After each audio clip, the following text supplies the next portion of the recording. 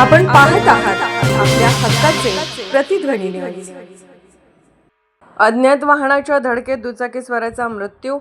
पलूस तालुक्यातील खंडोबाची वाडीकडून माळवाडीकडे घरी जात असताना अज्ञात वाहनाने दुचाकीला दिलेल्या धडकेत अजय अशोक कदम वय 37 राहणार माळवाडी यांचा जागीच मृत्यू झाला। ही घटना शनिवार दिनांक 28 फेब्रुवारी रोजी सायंकाळी घडली। अपघातानंतर अज्ञात वाहनाने अजय यांना सुमारे 20 फूट फरफटत नेल्याने त्यांचा जागीच अंत झाला।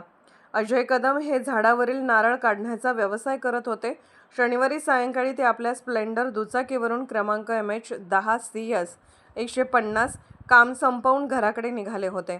स्वागत हॉटेलजवळ आल्यानंतर अज्ञात भरधाव वाहनाने त्यांच्या दुचाकीला जोराची धडक दिली। अजय हे त्या वाहनामध्ये अडकून सुमारे 20 फूट फरफटत गेले। उजव्या हाताला आणि तोंडाला गंभीर दुखापत होऊन मोठ्या प्रमाणावर रक्तस्राव झाल्याने त्यांचा जागीच मृत्यू झाला।